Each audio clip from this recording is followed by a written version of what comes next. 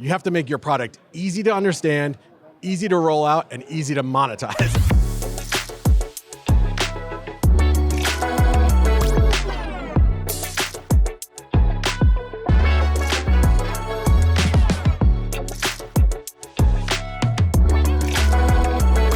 Welcome to TMT Bootcamp. I'm Chris Phillips with GTIA on location. I've got Matt Solomon here, founder of Better Tracker by Channel Program, and I'm excited to be talking to you today, Matt. Yeah, and I'm pumped. So what are you hearing about, what's going on this week? Yeah, there's been some definite themes. I think on the MSP side of things, I mean, we can't get away from the AI theme, I think. I'm sure you're hearing that over and over again.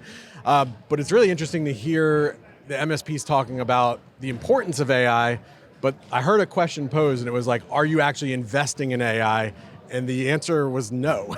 And so I think there's MSPs here really just trying to figure out how to monetize and bring it out to their small business customers.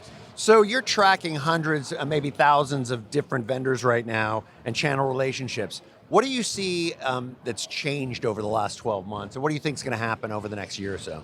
Yeah, it's been interesting. I'll speak from both perspectives. On the vendor side, MSPs are getting a lot more selective with the MSP or with the vendors that they're moving forward with as a partnership. So I think it's actually forced vendors in terms of growth of partners to slow down, which also is meaning that they're having to go back to their core customers and really try to generate more revenue from their top 20%. With AI and vendors, do you feel like AI is giving vendors an advantage or is it more of a disadvantage right now? It's a really good question. I think on the vendor side, you're more nimble.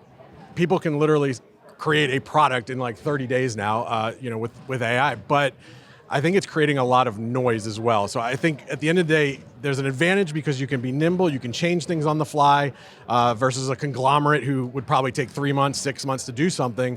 But I think the idea that the vendor can take advantage of that, but at the end of the day, they still have to have a product that stands out. So that's really gonna be the question is what makes you stand out? What makes your partnership stand out?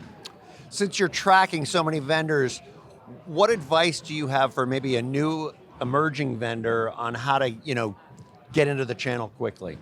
I think probably the biggest mistake vendors make in this space is not understanding your ideal customer right away, right? They will invest in different events and things like that, but they're investing in something where their ICP is not actually attending. So that's number one. I'd say number two is really figuring out how to build a true partnership. What does that look like from an enablement? You have to make your product easy to understand, easy to roll out, and easy to monetize. It's getting a lot harder.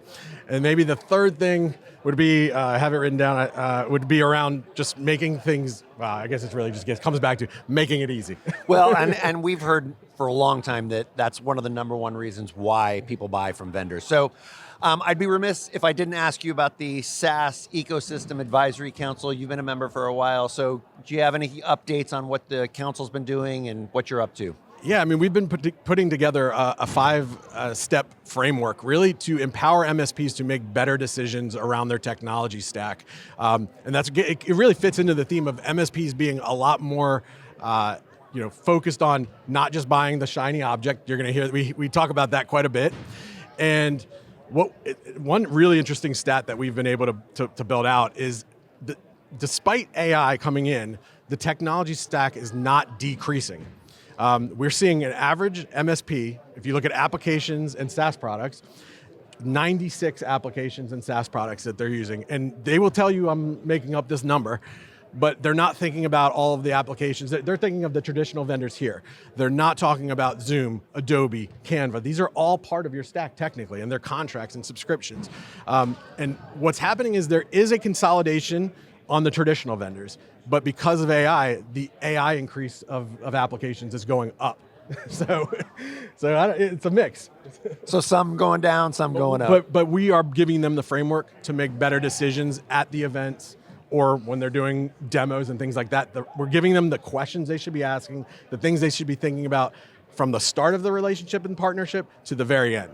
All right, well, I'd be remiss if I didn't say something about gti.org/resources. A lot of this stuff is posted there and they're going to finish up their 5 phases, I think, at ChannelCon this year. So if you're watching online, we really appreciate you hitting the subscribe and notification button on YouTube. Stay tuned for more GTA on location. Thank you very much.